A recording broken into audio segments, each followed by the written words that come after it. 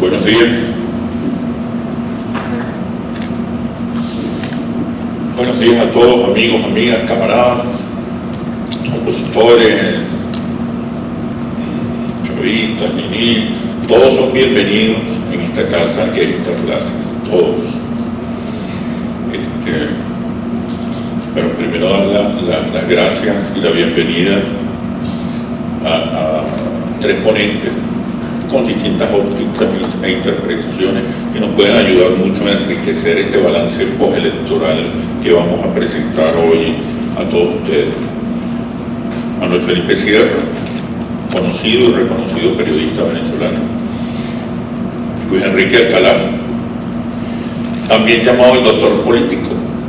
Hay un blog con esta denominación, doctor político, muy buena, la recomendamos ampliamente. Y a Miguel Pérez Pirela, conductor del programa muy conocido Cayendo y Corriendo de Venezolana de Televisión. Se transmite 6, 7 de la noche todos los días por el Canal 8. Bienvenidos, muy grato tenerlos aquí compartiendo con nosotros impresiones, interpretaciones, visiones sobre el proceso político venezolano, sobre el apasionante proceso político venezolano. Bueno, primero darle las gracias a ustedes, a todos los que nos acompañaron durante este año difícil, complejo, complicado, donde nos dimos cita aquí en el barrio 1 o 2 veces al mes. Gracias a los medios de comunicación, a todos los medios de comunicación que cubrieron nuestras presentaciones, el Sistema Nacional de Medios Públicos, a Venevisión, a Televen, a los medios impresos, al Canalí, los medios impresos de Caracas y de toda Venezuela, a Globovisión, que en algunas oportunidades cubrió este evento, creo que en una oportunidad. Pero bueno, a todos muchas gracias, los que están aquí, los que nos acompañaron y a los que no pudieron asistir por múltiples razones, entre ellas un clima de polarización muy duro que vivió el país este último año y que esperemos haya sido ya superado. Es muy importante y nosotros vamos a insistir permanentemente en ello, buscar espacios para encontrarnos, para reencontrarnos, para pensar y repensar el país donde vivimos, donde estamos hoy y el país que queremos. Este es el primer foro de un extenso y ambicioso programa de eventos que tenemos previsto de ahora en adelante. Vamos a contar no solamente con expertos nacionales, hay una lista de prestigiosos invitados internacionales que nos van a acompañar en sucesivos foros y encuentros. Vamos de esta manera, además de otras iniciativas que tenemos planificadas, este programa de eventos va a ser la contribución, una de las contribuciones de Interclases a crear espacios para el debate sano, constructivo, creativo, inteligente sobre lo que está ocurriendo en el país y sobre su futuro inmediato. Por último, pero no por menos importante, todo lo contrario, quiero dar las felicitaciones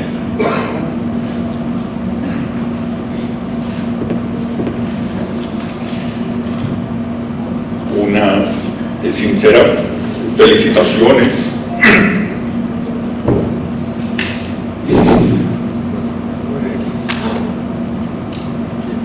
a nuestro equipo de trabajo.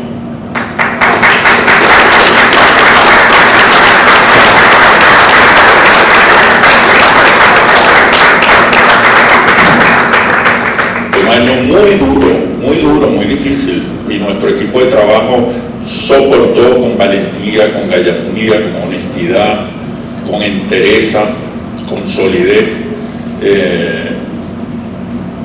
ataques, descalificaciones injustas, acusaciones de cualquier cosa que yo creo que, bueno, deben ser olvidadas, superadas por el bien del clima el clima constructivo que por lo menos desde Interlace queremos contribuir. Entonces, felicitaciones a nuestro equipo de trabajo que aguantó el chaparrón, que aguantó la tormenta y que hoy está aquí celebrando no los resultados electorales, cada quien lo celebrará o no a su manera, sino celebrando que nos convertimos en una de las más importantes encuestadoras, una de las más creíbles, más confiables, y eso es meritorio. Eso es muy importante y bueno, es una gran motivación para seguir adelante en el camino que nos hemos empeñado en transitar. Una agencia de investigación, una agencia de inteligencia, la primera agencia de inteligencia de Venezuela que tiene sólidos principios morales, éticos, profesionales, apegada a la más estricta rigurosidad, al más estricto desempeño científico. Y bueno, eso de verdad nos llena de orgullo, nos emociona mucho y nos compromete con nuestros clientes y con el país. ¿Okay? Vamos a hacer una presentación para darle paso luego a las intervenciones de nuestros queridos invitados y comenzar este debate que puede ser interesante. Recuerden, es el primer foro de una serie permanente de eventos de este tipo, donde van a participar no solamente expertos nacionales, sino internacionales, de manera de contribuir a entender lo que está ocurriendo en el país sin pasiones, sin recelo, sin mezquindades ni egoísmo. Este fue el último reporte a nuestros clientes. Fue muy difícil, fue muy complejo. Servicios de investigación, es muy complejo los servicios de investigación de este tipo porque están en juego intereses, negocios, estrategias, planes. Nosotros tenemos muchos clientes financieros, casi todos creyeron, confiaron en nuestros resultados y tomaron acertadas decisiones, vendieron cuando los papeles venezolanos estaban en alza, hoy están comprando muy más económicos. Son clientes que necesitan certezas, no guabineos. No le podíamos decir que Chávez ganaba pero que también podía perder, que Capriles ganaba pero que también podía perder, porque esos no son escenarios para tomar decisiones. Nosotros dimos dos escenarios fundamentales. Un escenario donde el presidente Chávez ganaba entre 14 y 16%, y otro escenario donde el presidente ganaba entre 10 y 12%. No veíamos escenarios donde ganaba Enrique Capriles, así lo dijimos. Era nuestra responsabilidad decirlo, era lo que nos decían las investigaciones. Nuestros clientes requerían certezas para tomar decisiones. Este fue el último informe, cuyo trabajo de campo culminó el 3 de octubre. El 75% confiaba en el Consejo Nacional Electoral, 88% afirmaba que seguramente votaría, muy cercano al récord de participación histórica, el récord histórico de participación electoral que ha vivido Venezuela en las últimas décadas. Pensábamos incluso que podía la abstención estar entre el 20 y 25%. Normalmente la gente dice que va a votar, responde que seguramente va a votar, y muchos no acuden a las urnas electorales el día de las elecciones. Pero en todo caso, sí se observaba una alta participación. Y eso tiene que ver con el proceso de maduración democrática, de maduración social que vive Venezuela. Hay una afirmación, hay una gran afirmación de los valores democráticos y ciudadanos, y eso se evidenció el pasado 7 de octubre.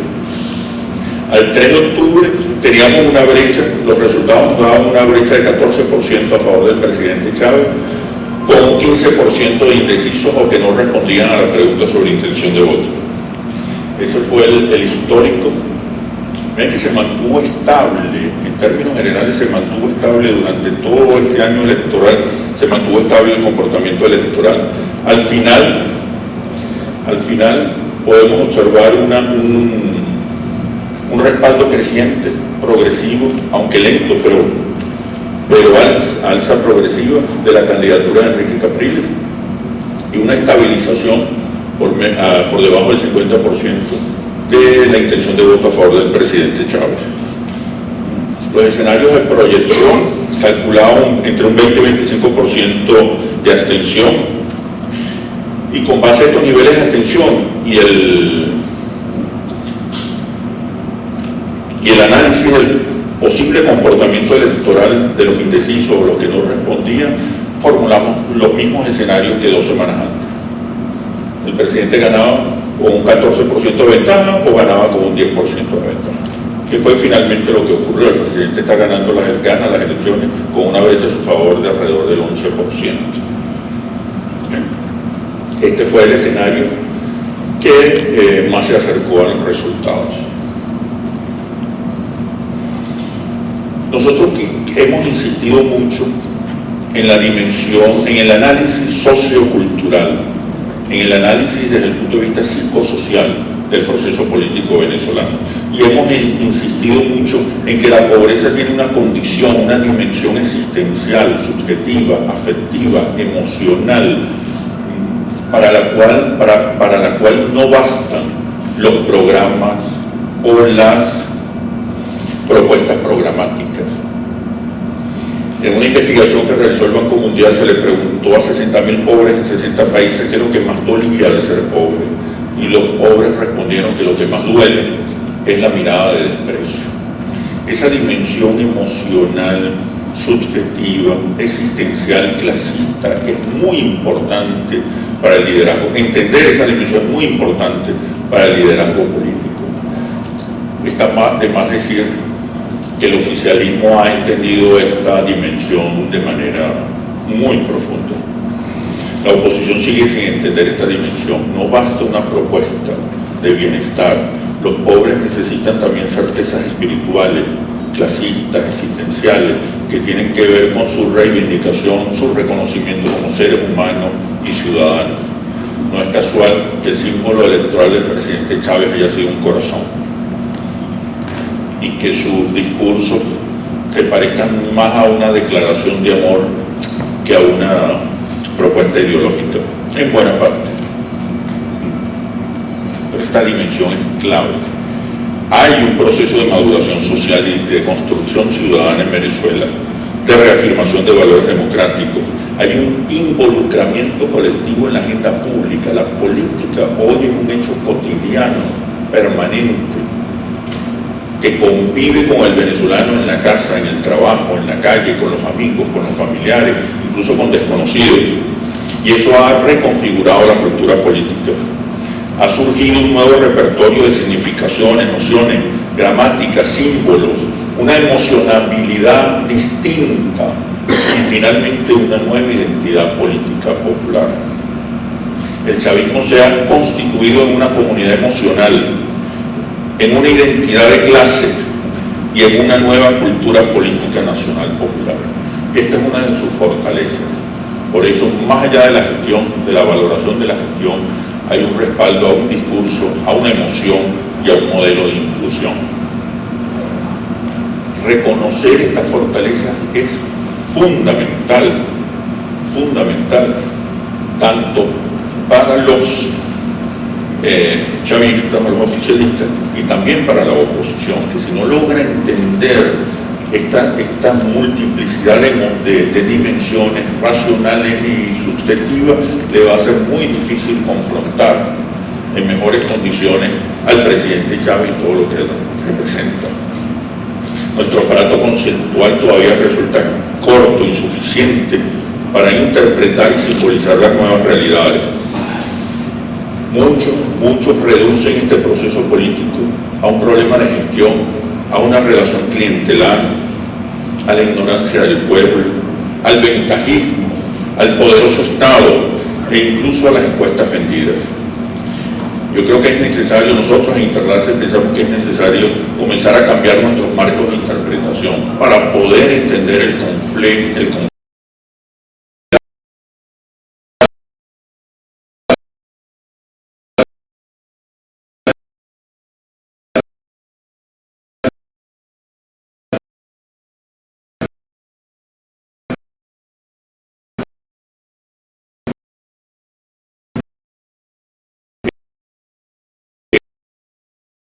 está adquiriendo otra calidad superando la polarización y las contradicciones entre ambos bandos. ¿Saben? Otra de las cosas que se sigue subvalorando, despreciando, ignorando, es el carácter religioso del liderazgo del presidente Chávez. Esta es una dimensión fundamental.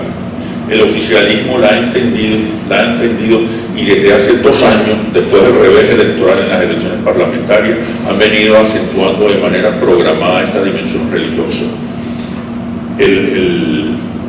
La subvaloración, desestimación de los intelectuales cercanos a la oposición de este carácter religioso les ha impedido confrontar al presidente en mejores condiciones y con instrumentos más efectivos. Los líderes religiosos no se les combate solo por sus debilidades en la gestión. A los líderes religiosos se les combate, se les confronta, se les adversa con otras herramientas. Las recetas del marketing electoral tradicional no funcionan en estos escenarios. Y eso, como vamos a ver más adelante, fue una de las debilidades en la estrategia del candidato de la oposición. Muy presionado por las exigencias del marketing electoral clásico y mucho menos por un diagnóstico acertado de las nuevas realidades.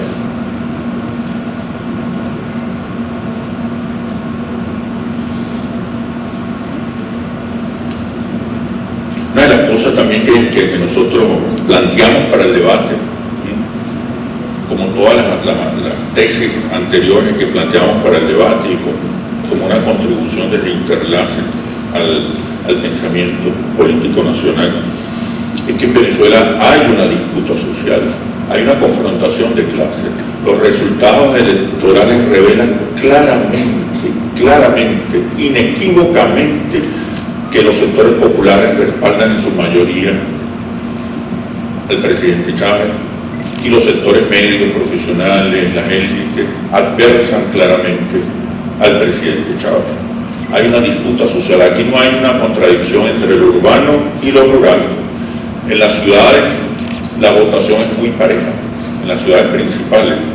En Caracas, por ejemplo, de las 22 parroquias del municipio Libertador, Chávez gana en las 14 de ellas, casualmente las 14 parroquias más populares. Capriles gana en 8 de esas parroquias, casualmente, en todas ellas urbanizaciones de clase media. No hay una disputa entre lo urbano y lo rural, aquí hay una disputa social que no es antagónica, pero una disputa social para refundar la democracia. Eso también es una tesis que queremos, de la que estamos convencidos, la que arrojan nuestros estudios cuantitativos y cualitativos, pero que de todas maneras queremos proponer para el debate hoy y en los días por venir. Previo a las elecciones, el presidente tenía 64% de evaluación positiva de gestión. Fíjense cómo en vísperas de las parlamentarias la calificación positiva de gestión del presidente Chávez era del 46%, más o menos lo que logró en esas elecciones, las elecciones parlamentarias. Ese fue un claro revés electoral para el oficialismo, pero a partir de allí hubo un cambio en la estrategia. Es decir, el oficialismo se preparó para ganar las elecciones presidenciales 2 años antes. Esa es una de las diferencias entre el oficialismo y la oposición. El oficialismo trabaja con tiempo, es decir, el oficialismo permanentemente está trabajando en el terreno simbólico, en el terreno psicosocial. La oposición solo trabaja en el plano electoral. 2 años antes, el oficialismo cambió la estrategia, decidió, revisó el discurso, hubo mayor atención a los problemas nacionales, hubo el relanzamiento de las misiones, de las grandes misiones, se acentuó la dimensión religiosa del liderazgo del presidente Chávez, ayudado en buena parte por el anuncio acerca de su enfermedad, que acentuó los lazos afectivos y el carácter religioso de este liderazgo. Se decidió desideologizó el discurso en parte, es decir, se redujo el exceso ideológico en el discurso presidencial, y todo eso le permitió al presidente Chávez subir 20 puntos en 2 años en la calificación positiva de gestión, de 46 a 64, 66%. Porque no solamente una dimensión afectiva y religiosa la que provoca el respaldo popular al presidente Chávez, también hay una dimensión racional que tiene que ver con la gestión, con los programas sociales. Lo importante en el oficialismo de estos programas sociales es que le agregan un significado moral, afectivo. Los programas sociales de la Revolución Bolivariana no se llaman programas de elevación nutricional de los sectores menos favorecidos, se llaman en amor mayor, hijos de Venezuela, a toda vida. O sea, la carga emocional aleja el peligro de que la relación se convierta en una relación solo clientelar y utilitaria. Le agrega significados morales, afectivos, subjetivos, que son muy poderosos y que sellan una relación definitiva entre los sectores populares beneficiados y el presidente Chávez. Una relación de lealtad, de agradecimiento y de amor, que a nosotros quizá, que somos más racionales, pueda resultar cursi, pero que es profundamente efectiva en el corazón de los sectores populares. Y podemos regresar al dato de la investigación del Banco Mundial, donde la mirada de desprecio superó al hambre como lo que más dolía de ser pobre.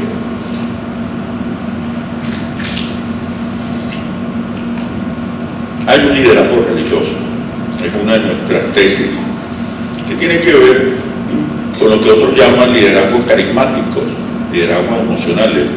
Los argentinos saben mucho de esto. Yo me reuní varias veces con periodistas argentinos.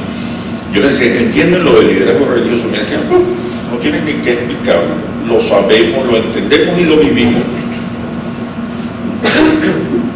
Y es cierto, hay un líder religioso o carismático, un líder que ha establecido relaciones pasionales, amorosas. Recuerda las movilizaciones de Chávez, las concentraciones. La gente no decía, Chávez, qué buen presidente eres. Decían, Chávez, te amo. Chávez, doy la vida por ti. Y eso revelaba una emocionabilidad que jamás tuvo la candidatura de Enrique Capriles. Y nosotros lo dijimos en varias oportunidades, hace falta la candidatura de Enrique Capriles, hace falta un discurso trascendente, moral, emocional, una visión que entusiasme, que persuada, que movilice.